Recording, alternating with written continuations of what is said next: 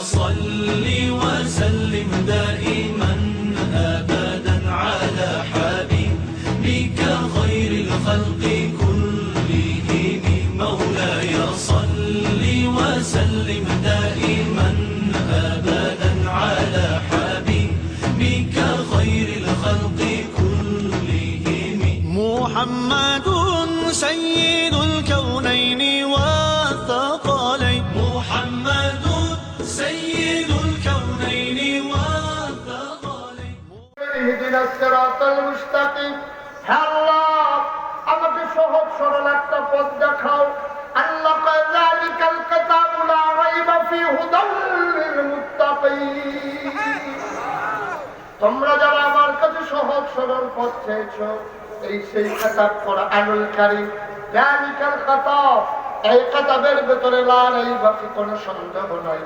হুদাল লিল মুত্তাকিন ভয় পাওয়া মানুষগুলোর জন্য এই কোরআন হলো হেদায়েত ভয় পাওয়া যে মানুষ আছে তাদের জন্য এই কোরআন হলো হেদায়েত বন্ধুগণ এই 30 পারা কোরআন নবীজির মাধ্যমে আল্লাহ আমাদেরকে দিলেন নবীজি দুনিয়ার ভিতরে দাওয়াত দিলেন নবুয়তের 23 বছর কয় বছর 40 বছর বয়সে তিনি তার নবুয়ত প্রকাশ করেছেন 40 বছর বয়সে নবী হয়েছেন এই কথা বলা না বলতে হবে 40 বছর বয়সে নবুয়ত প্রকাশ পেয়েছে মানুষের কাছে 13 বছর মক্কা 10 বছর কথা বলে 10 বছর মদিনায় মোট কত বছর 23 বছর নবী এই দুনিয়া থেকে বিদায় হন 23 বছর মাত্র তিনি সময় পান এই 23 বছরে তিনি এক মহাবিপ্লব ঘটিয়ে দিয়েছেন কি করলেন তিনি পশ্চিমা বিশ্বের যারা মানুষ আমেরিকা ব্রিটেন ফ্রান্স জার্মানি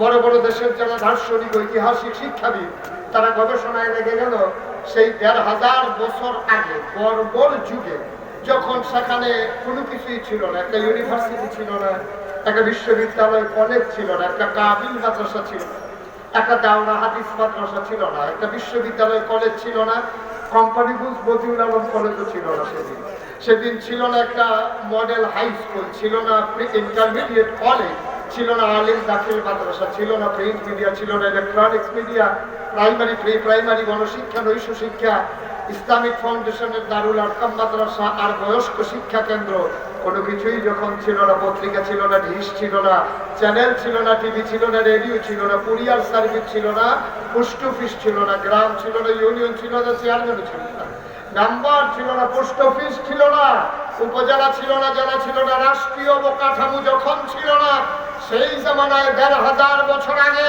মানুষগুলো হয় পায়ে হেঁটে লাইনে উঠে চলে নাইলে গাধায় চলে যখন তার বিশ্ব নিয়ন্ত্রণ করত সেই জামানায় নবী এসে বর্বর বেদুইন যাযাবর মূর্খ অসভ্য একজন মানুষগুলোকে তিনি 23 বছরের ব্যবধানে বানিয়ে দিলেন সুশীল সুশিক্ষিত সভ্য ভদ্র আধুনিক আল্লাহওয়ালা মানুষ যাদের ব্যাপারে আল্লাহ রায় দিয়ে দিলেন রাদিয়াল্লাহু আনহুম ওয়া রাদু আনহু তাদের ব্যাপারে আল্লাহ খুশি আল্লাহর ব্যাপারে তারা খুশি সুবহানাল্লাহ বলবেন না কয় বছরে মন দিয়ে শুনতে হবে কয় বছরে নবীজি সোনার মানুষ বানালেন 23 বছরে যখন আমি বলেছি কিচ্ছু বলতে কিচ্ছু ছিল না সেই জমানায় মানুষ যদি নবীজি সোনার মানুষ বানাইতে পারে আজকে একবিংশ শতাব্দীর সূচনা লগ্নের আজকে গোটা বিশ্ববাদ বিশ্বে তাকিয়ে দেখেছে শুধু বাংলাদেশ নয় গোটা বিশ্বে আজকে মানবতা খোদার সাথে মিশে গেছে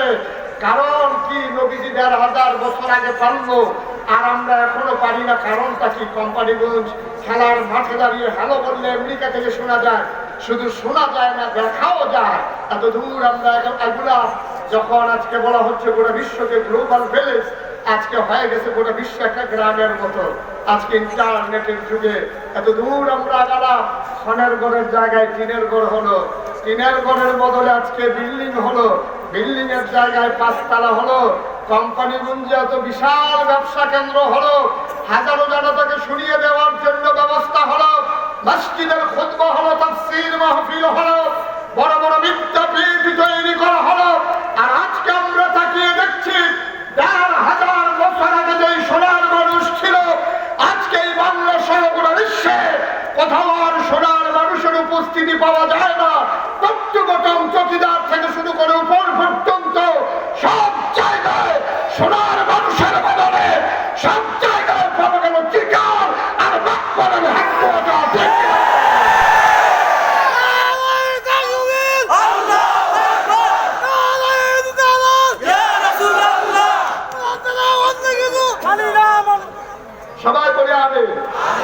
জোরে বলি আমি। কর্তৃপক্ষ আমাকে বলছে বারবার একটু চাপিয়ে দেওয়ার জন্য। আমি যে নমুনা দেখতে আছি এখন আমি উঠটা তারারে বইলে দিতে পারি। ছাপানোর জায়গা নাই, যেমনি তারা সাইড হয়েছে এবার চাপ হয়ে যাবো ছাপা।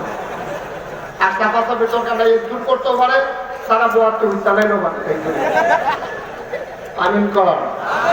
যারা দাঁড়িয়ে আছেন কর্তৃপক্ষ জায়গা দিতে পারলে না বলে আমি তাদের পক্ষ থেকে দুঃখবোধ প্রকাশ করছি। আপনি যদি মনে করেন আপনি একটু এগুলে আপনার একজন ভাই ভাই পেয়ে যাবে, তাইলে এটা আপনার জন্য একটা শুনেছি। আপনি ইচ্ছে করলেই পাবেন, শুধু শুধু কিনলে কি আরেকজনকে দাঁড় করাই রাখবেন? আপনি একটু জায়গা যদি তো মাঝে একটু জায়গা দেখা যায় দেখি, আগাম সামনের দিকে আগায় একটু বসেন।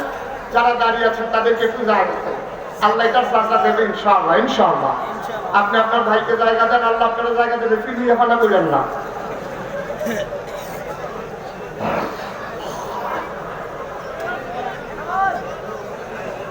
জি, কথা বলা যাবে না, চুপি চুপি আগাইতে হবে। সময় একেবারেই কম। ঘড়ি আমাকে বারবার তাকাতে ছেড়ে দিতে হবে, আমাকে চলে যেতে হবে আরেক জায়গায়। এই জনসমুদ্রের মাছ থেকে উঠে যেতেও কষ্ট পাচ্ছি, তারপরে যাওয়াই লাগবে, এটাই হচ্ছে বাস্তবতা। আল্লাহ যেন কবুল করে। সবাই করি আমিন। সবাই বসে পড়ুন, যতদূর আগাইছেন ততটুকু চলবে। সবাই বসেন। যারা দাঁড়িয়ে আছেন ইচ্ছে হলে বসতে পারেন। অনেক লোক আছে বাইকতে নিয়োগ করে এসে বইতো না, তারা আরো জায়গা দিলে শেয়ার দিলেও তারা বইতো না, নিয়োগ ভেঙে দেবো গা। আমার মনে হয় কিনা এই নিয়োগ। জি বন্ধুগণ, যেই কথাটুকু বলছিলাম, তাইলে ১,৫০০ বছর আগে নবীজি সোনার মানুষ বানাইলেন। আমরা পারলাম না কেন? আজকে এই বাংলাদেশের সবচেয়ে ব্রেইন গুলো, সবচেয়ে ভালো ব্রেইন গুলো সব জায়গা চলে যায়। ঢাকা ইউনিভার্সিটিতে, মেডিকেলে, নাইলে বুয়েটে। সবচেয়ে ভালো ব্রেইন গুলো সলিমুদ্দি কলিমুদ্দি ফুড বুয়েটে চান্স পায় না। ঢাকা ইউনিভার্সিটি ইচ্ছে করলেই আপনি ভর্তি হতে পারেন না। যদি ১,৫০০ বছর আগে নবীজি সোনার মানুষ বানাইতে পারলেন, সবাই মিলে গবেষণা শুরু করে দিল। পশ্চিমা বিশ্বের মনীষী যারা, তারা গবেষণা করে একটা রায় দিয়ে দিল যে নবী মুহাম্মদ সাল্লাল্লাহু, তিনি এই বর্বর, অসভ্য, অশিক্ষিত, মূর্খ এই মানুষগুলোকে সেই জিনিসটা দিয়ে সোনার মানুষ বানাইছিলেন, এটা কোনো জাদুর কাঠি না, এটা আলাদিনের কোনো চেরাক না। যেই জিনিসটা দিয়ে বানাইছিলেন এটার নাম ছিল কোরআন। এটার নাম কি? কথা বলে, এটার নাম কি? এই কোরআন দিয়া মানুষগুলোকে সোনার মানুষ বানিয়েছে। ওই সাহাবায়ে কেরাম একজন আরেকজনের সাথে দেখা হইলে জিজ্ঞেস করতো, ভাই কোরআনের কি কোনো আয়াত নাযিল হয়েছে যেটা আমি মানতে পারি? তাদের এই পেরেশানি ছিল। আর আমরা তারা একজন আরেকজনের মধ্যে কোম্পানি বুক বাজারও দেওয়া হইলে যে ভাই পেঁয়াজের দাম কমছে না বাড়ছে।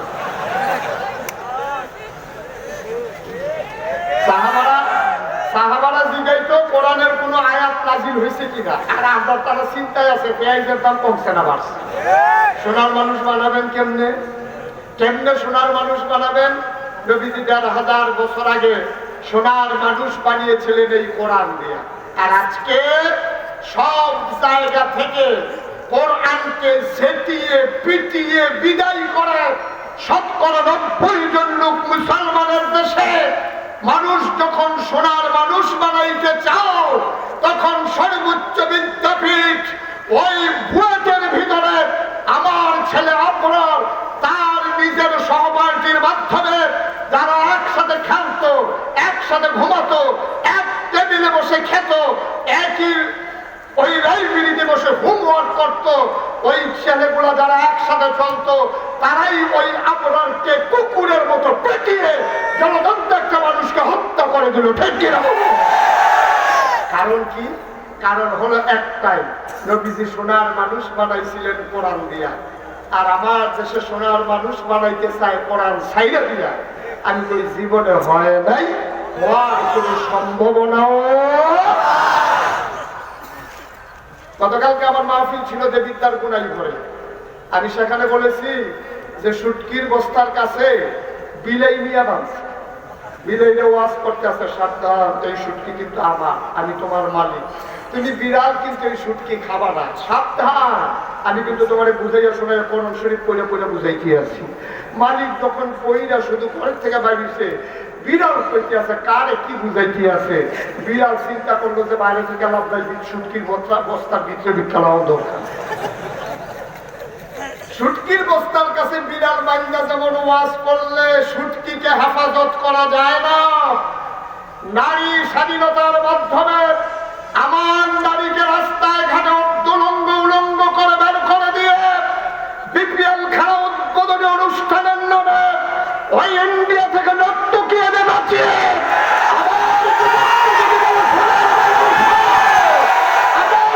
সোনার মানুষ বানানো যাবে না।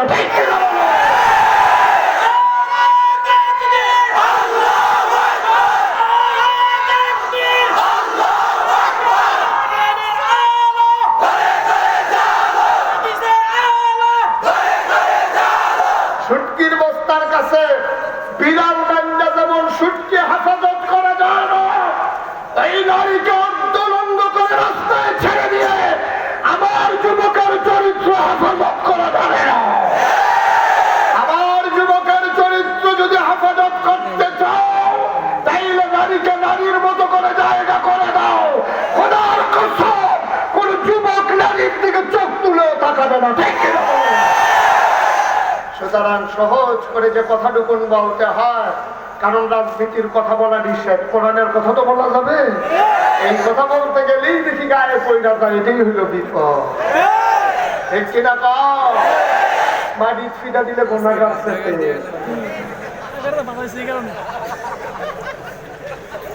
বন্ধুগণ, যেই কথাটুকু বলতেছিলাম, তাইলে নবীজি সোনার মানুষ বানাইছিলেন কয় বছর আগে?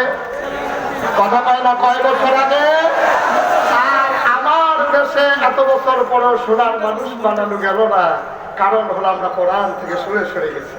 আজকে দেখেন কত পরিকল্পিত ভাবে আল্লাহ, আমি যেখান থেকে আয়াত তেলাওয়াত করেছিলাম সূরা আহজাব 21 পারায় একটা সূরা, আল্লাহ রাব্বুল আলামিন কি সুন্দর করে মানুষগুলোকে সোনার মানুষ বানিয়েছেন। শুনেন, আল্লাহ বলছেন, ইয়া আইয়ুহান নবী, হে নবী, ইত্তাকিল্লাহ, আপনি আল্লাহকে ভয় পাবেন।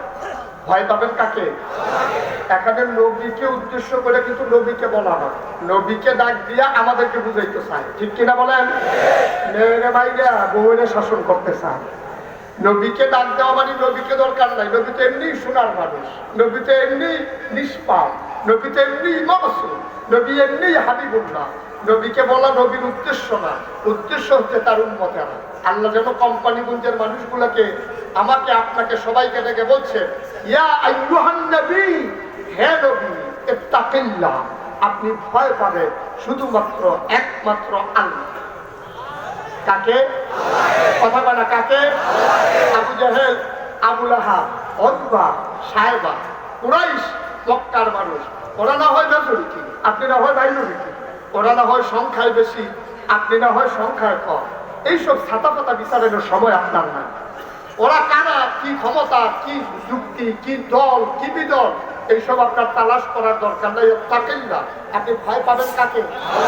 কথা পায় না, কাকে? কেবলমাত্র কাকে? শুধুমাত্র কাকে? একমাত্র কাকে? নবীজি কি আল্লাহ ছাড়া তার এই 63 বছরের জিন্দেগিতে কাউকে ডরাইছে? কথা পায় না, ডরাইছে? কাবাগরের সামনে নবী যখন নামাজে দাঁড়ায়, নবী তো ভয়ে কম্পমান থাকার কথা, চতুর্দিক দিয়ে শত্রু, অথচ নবী নামাজে দাঁড়াইছে, দিন দুনিয়ার কোনো খবর নাই। আনতা আবুদাল্লাহা কাআন্নাকা তারাহু ফাইন লাম তাকুন তারাহু ফাইন্নাহু ইয়ারাক। ওই ব্যস্তকে তিনি নামাজে দাঁড়িয়ে গেলেন। তিনি নামাজে যখন দাঁড়ালেন, দিন দুনিয়ার কোনো খবর নাই, তিনি নামাজ পড়তেছেন। আল্লাহ তাবারক ওয়া তাআলা জানিয়ে দিয়েছেন, নবী গো, কাউকে ভয় পাওয়ার দরকার নেই, আপনি ভয় পান আল্লাহরে, আর আপনাকে হেফাজত করবে আল্লাহ। ঠিক কিনা বলেন? আপনাকে হেফাজত করবে কে? তাহলে আজকেও যারা বাংলাদেশে কেবলমাত্র শুধুমাত্র একমাত্র আল্লাহকে ভয় পাবে, তাদের হেফাজতের জিম্মাদারি কার? কথা পায় না, হেফাজতের জিম্মাদারি কার? আপনার আমার হেফাজতের জিম্মাদারি আল্লাহ নিবেন। মাল্লাহুল মাওলা ফালাহুল কুল, যার জন্য আল্লাহ তার জন্য সব। সুবহানাল্লাহ বলবেন না বন্ধুগণ? এরপরে আল্লাহ কি বলছেন? ওয়ালা তুতিল কাফিরিন ওয়াল মুনাফিকিন। আপনি ভয় পাবেন তো আল্লাহকে, আর কাফের এবং মুনাফিক যারা, তাদের বুদ্ধি শুনবেন না, তাদের যুক্তি মানবেন না, তাদের লোকে হালত টালত লেনদেন চলবে, কিন্তু তাদেরকে আপনি কখনো বন্ধু বানাবেন না, তাদের কথা মতো আপনি চলতে যাবেন না। আজকে আপনি কেন বাংলাদেশ নিয়ে চিন্তা করেন? আপনি চিন্তা করবেন গোটা পৃথিবী নিয়ে, আপনি চিন্তা করবেন গোটা বিশ্বের মুসলমানদেরকে নিয়ে। আজকে প্রায় 250 কোটি মুসলমান, সব জায়গায় দেখা গেল কারবারটা কি দাঁড়াইছে জানেন? এই মুসলমানেরা কাফের বেদিনকে, সেই সৌদি বলেন, সেই আপনার বড় বড় কুয়েত বলেন, কাতার বলেন, সব যত মুসলিম দেশ আছে সব দেশের বন্ধু হইল কাফের আর মুনাফিকেরা, ঠিক কিনা বলেন? তাদের বন্ধু এই মুসলমানদের বন্ধু বানাই ফেলছে কাফেরদের। আল্লাহ কয় বন্ধু বানাবেন আপনি ওই মুমিন মুসলমানকে। যদি গরিব হয় গরিব, অসহায় হয় অসহায়। মসজিদ নবীজি বললেন ঠিক আছে তোমরা যে যুদ্ধ করবা, তোমাদের কাছে কি আছে যে যুদ্ধ করবা? তোমাদের অস্ত্র নাই, শস্ত্র নাই, এক বেলা খাইলে আরেক বেলা খানা নাই, শরীর শুকাইতে শুকাইতে একবার শুকনা হয়ে গেছে, পাতা চাইলে এখন গাছে ধরে দাঁড়াই থাকা লাগে। তোমরা মতো মানুষ যুদ্ধ করতে পারবা? হযরত ওমর সহ সাহাবারা চিৎকার করে বললেন ইয়া রাসূলুল্লাহ, আপনি শুনে রাখেন যুদ্ধ শরীর দিয়া হয় না, মুসলমান যুদ্ধ শরীর আর অস্ত্র দিয়া করে না, মুসলমান যুদ্ধ করে ঈমান দিয়া, ঠিক কিনা বলো? 1000 কাফেরের সামনে 313 জন সাহাবা সেই দিন প্রমাণ করে দিয়েছিলেন কেমন করে কলেমার পতাকাকে আকাশের ভিতরে বাতাসের ভিতরে উড়িয়ে দিতে হয়, ঠিক কিনা বলো? আজকে এত মুসলমান থাকার পরেও আমরা কেন মাইর খাই? মাইর খাওয়ার একমাত্র কারণ হচ্ছে আমাদের ভিতরে বিভেদ, আমাদের ভিতরে ভাগ, আমাদের ভিতরে দলাদলি। এটাই হচ্ছে মূল কারণ। আমি উদাহরণটা এইভাবে দিই, একজনের একটা সরিষা ক্ষেত, কি ক্ষেত? এটা বলে আমি শেষ করে দেবো। কি ক্ষেত? কথা পায় না দেখি?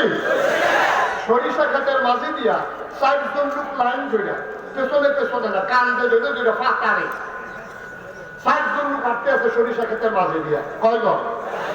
সরিষা ক্ষেতে মাত্র কচি কচি পাতা ডগা, ফুল ফুটেছে হলুদ, এটার উপর দিয়ে যদি হাইটটা যায়, সরিষা ক্ষেত আছে না মিশা গেছে? যেই লোকের জমি সে জানালা দিয়ে দেখছে, আদিন্য কয়জন? গৃহস্থ কয়জন? গৃহস্থে চিন্তা করলো যদি আমি গৃহস্থ, আদিন্য হইলো 4 জন, ফিডা ফিডিয়ে 4 জনে মিললে ভেট দিয়া ধরলে আমি কইলে নাই কি এর গৃহস্থ আর কি এর কি। এই লোক চিন্তা করতেছে আমার জমির উপর দিয়ে আসলো, আমি 4 জনের সাথে যা একা পারবো না, যা করার বুদ্ধি করেই করা লাগবে। এখন সরিষা ক্ষেতের যে মালিক, উনি ওই জমিনের লাইনের কাছে গিয়া 4 জনের ডাকিয়েছে দিয়ে আসে। 4 জন সামনে আসার পরে বলতেছে ভাই আপনাদের পরিচয় তো পাইলাম না। আপনি আমাদের কি চিনেন না? আমি হইলাম মুসলমান। তাই তো আমার জাতি ভাই, আমিও মুসলমান। আপনি কই হিন্দু? তারও আমাদের প্রতিবেশী, এটাও কোনো সমস্যা নাই। আপনি কই খ্রিস্টান? কই নবীজি বলছে খ্রিস্টানের সাথে মুসলমানদের সম্পর্ক ইহুদির চাইতে ভালো থাকবে, সুতরাং হিন্দু হইলে আমার প্রতিবেশী, মুসলমান তো ঘরের ভাই, আর খ্রিস্টানের লগে নবীজি কইছে খাতির বালা। আর আপনি কে? আমি হইলাম ইহুদি। কই নবীজি কইছে যেহনো পাইবা ও ভাই। এখন ইহুদি আমার এই মুসলমান আমার ক্ষেতের উপরে যে হাত বড় হইলে গড়িয়ে আমার জাতি ভাই। হিন্দু তারা আমরা মধ্যে চলে, আমরা তার থেকে হাওলাত আলি, তার আমরা থেকে হাওলাত নেয়, আমরা একটা জনসর মিলবিষ আছে, এটাও তারা অফার। খ্রিস্টানের মধ্যে যে নবীজি কইছে খাতির বালা থাকবো, তুমি ইহুদি হইয়া আমার জমিনের উপরে দিয়ে আটটা যাও, এটা তো ভাই ছাইড়া দেওয়া যাবে। দিকে টান দিয়ে ধরে আহারে ফিরিয়া ফিরতে তারা লাইলো হতাইয়া নাহার কাছে আঙ্গুল নিয়ে দেখে লড়ে না। এবার 3 জনে কইতে আছে ফিটাইতেছে, ঠিক আছে ইহুদির বাচ্চা বেড়াই 300টা, তারা ধরে হেই লোক কইয়া যান। এখন হেই লোক কইয়া পিটাপিটি শেষ হইতে পরে আর রয়েছে কয়জন? 1 জনের কি আর নড়াচড়ার ক্ষমতা আছে? 1 জন যখন শেষ হয়েছে বাকি রয়েছে 3 জন। এবার ওই যে খ্যাতওয়ালা মুসলমান, জমিওয়ালা মুসলমান, জমিওয়ালা মুসলমান গিয়া ভাই আপনারা 3 জন না কে? কয় 1 জন হলো মুসলমান, 1 জন হলো এই হিন্দু, আরেকজন হলো খ্রিস্টান। ভাই আমরা হিন্দু মুসলমান ভাই ভাই, আমরা দেশে হিন্দু বেশি, খ্রিস্টান খুব কম। আপনি খ্রিস্টান হইলে মুসলমানের ক্ষেতের উপরে দিয়ে একটা যান, এইটা মান্য নেওয়া যায় না। দিকে সেটা তারা কতক্ষণ ফিরাইছে।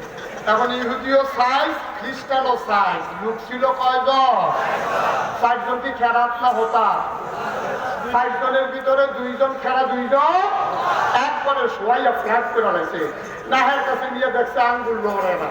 তখন 2 জন শেষ হয়েছে পরে এবার ভাই আপনাদের 2 জন তো একজন মুসলমান, মুসলমান আমার খেয়াল দিয়ে হাত বোক আমরা হৌড়ো তুললে লইয়া নিয়ে ঝুল বানাইয়া খাই যাবে। আপনি হিন্দু হইয়া এই কলজা দিচ্ছে গেলাম যাবে হিন্দুদের ইচ্ছা মতো ফিডাইছে। ফিডানোর পরে মুসলমানরা ডাক জায়গা হয় রে ইহুদির তো মুসলমানের লাগে মায়া থাকতো না, এটা স্বাভাবিক। খ্রিস্টানেরও মায়া থাকতো না, এটাও স্বাভাবিক। হিন্দু সারাটা জীবন আপনার ক্ষতি করতেছে এটাই স্বাভাবিক। তুই মুসলমান হইলে তোমার কিন্তু মায়া লাগলো না। যেই মুসলমানের লেগে মায়া নাই তারে নাই কালাপ নাই বলে তারে দুইটা কতক্ষণ ফিডাইছে। কেমন আসেনি আর একজন কথা কেন আর একজন কি আছে? মুসলমান মুসলমান গৃহস্থ একজন কায়দা করে জন্য 60 জনকে পিঠাইছে।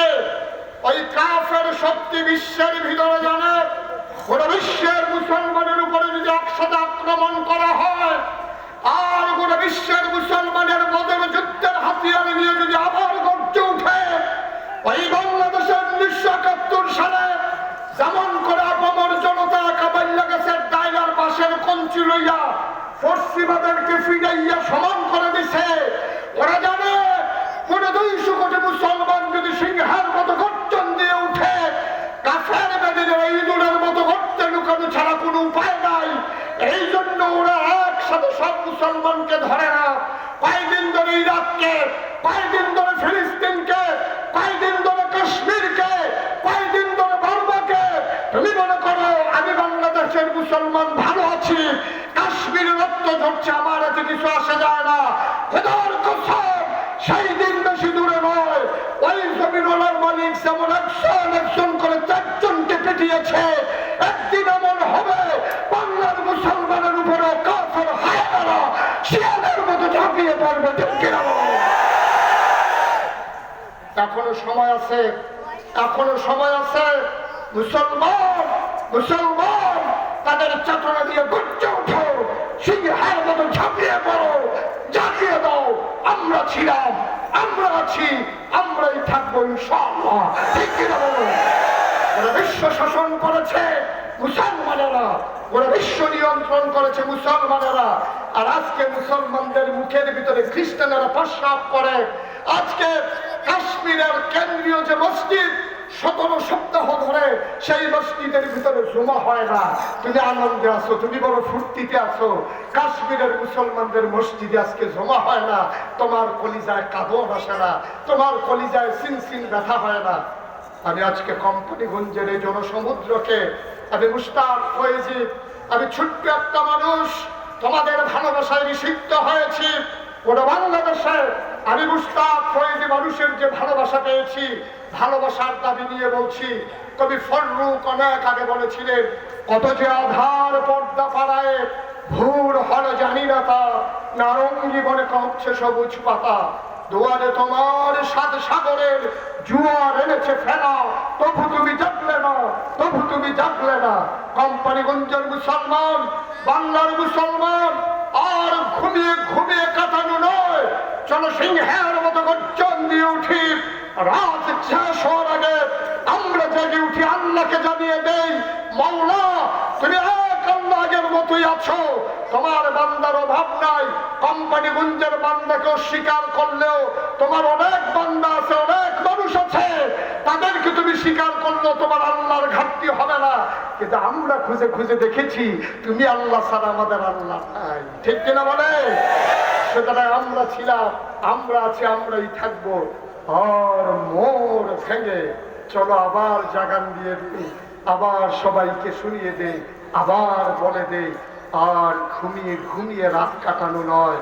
আজকে ফিলিস্তিনে আবার ছোট্ট শিশুর রক্তে যখন মরুভূমি লাল হচ্ছে, নাফ নদীর পানি আজকে যখন রোহিঙ্গা মুসলমানদেরকে দিয়ে রঞ্জিত হচ্ছে, আজকে যাকে বলা হয় ভূস্বর্গ কাশ্মীর, পৃথিবীর যে জান্নাত কাশ্মীর, আজকে তার সেই সিরাম নদীর শান্ত পানি আজকে উত্তাল সেই রক্তবর্ণ ধারণ করেছে। আসো সবাই মিলে আল্লাহর কাছে কেঁদে কেঁদে দোয়া করি, নিজেরা প্রস্তুতি গ্রহণ করি। আবার ঝাঁপিয়ে পড়তে হবে, আবার জ্বালিয়ে দিতে হবে। ঘুমের মাঝে আমাদেরকে আর কাটিয়ে দেওয়ার সুযোগ নাই। আমি 8:30টায় মাইক ছেড়ে দেওয়ার কথা ছিল, কিন্তু আমি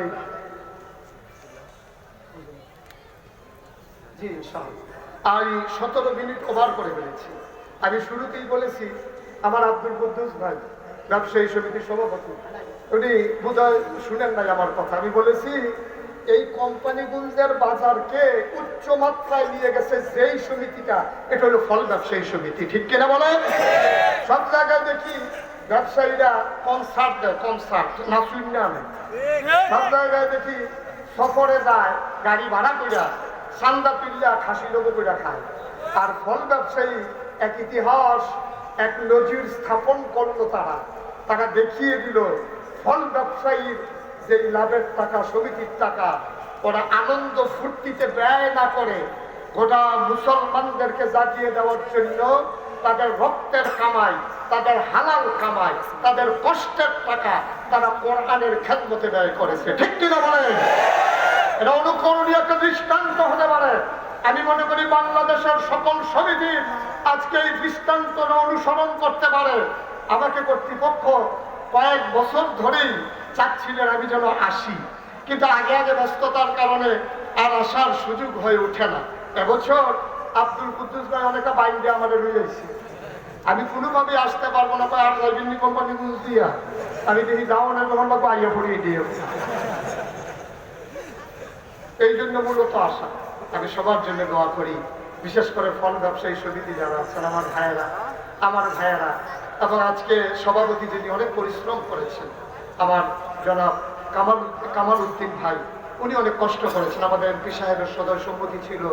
রাজনৈতিক নেতৃবৃন্দ, দলমত নির্বিশেষে আইন শৃঙ্খলা রক্ষাকারী বাহিনী, প্রশাসন, সাংবাদিকবৃন্দ, ইলেকট্রনিক্স মিডিয়া, প্রিন্ট মিডিয়া এবং ইউটিউব চ্যানেলের যারা সত্ত্বাধিকারী, সবাই মিলে আজকের মাহফিলের রৌনক বাড়িয়ে দেওয়ার জন্য যে পরিশ্রম করলেন, আমি তার কিচ্ছু করে দিতে পারবো না, শুধু একটা দোয়া করে দিয়ে যাই, আল্লাহ যেইভাবে এই মাহফিলটাকে দাঁড় করিয়ে দেওয়ার জন্য তাদের অবস্থান থেকে তারা পরিশ্রম করলো, আল্লাহ কিয়ামতের ময়দানে যখন কোনো উপায় থাকবে না, আপনি এই মাহফিলের ভিতরে বসে দিচ্ছেন না, বড় আনুল কারিমে সূরা নাবা 30 পারার প্রথম সূরা সর্বশেষ আয়াত, আল্লাহ বললেন ইয়াউমা, সেই কিয়ামতের দিন ইয়ানজুরুল মারউ, প্রতিটি মানুষ দেখবে মাকাদ্দামাত, এই দুনিয়াতে সে যা করেছে সব তার আমলনামায় দিয়ে দেওয়া হবে।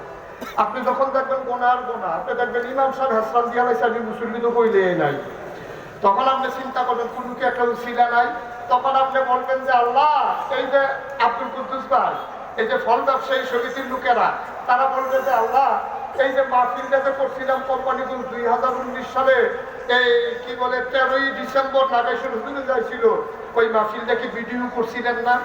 আল্লাহ দেবো হ ভিডিও করছিলাম, ওই ভিডিও করলে আল্লাহ একটু ছাড়েন দেখি, স্ক্রিনের ভিতরে ভাসিয়ে দেন। তো ফেরেশতাদেরকে ডাক দিয়ে বলবে, ফেরেশতারা কোম্পানিগঞ্জের মাহফিলটা স্যার আব্দুল কুদ্দুসে দেখতো স্যার। তখন যখন আব্দুল কুদ্দুসের সামনে যখন কোম্পানিগঞ্জের মাহফিল ছেড়ে দেওয়া হবে, আব্দুল কুদ্দুস দেখতে আছে ভালো বেড়াই কাজটা দিয়া লাইছে, আমি তো কইলে নাই। সুতরাং কি কিয়ামত রাজা যাইব এই অবস্থাটা, তখন আব্দুল কুদ্দুস ডাক দিয়া কায়দা করে শিখিয়ে দিছি, বুঝলা লাইছে না, তো মনে রাখছে, মনে করে পেয়েছে যে আল্লাহ সানসার স্টেজের উপরে হুজুরের লোকে দিয়ে আছে, আর ওদের বইয়া দিছে গাওয়া তোমার মতে, তোমার মতো না আমি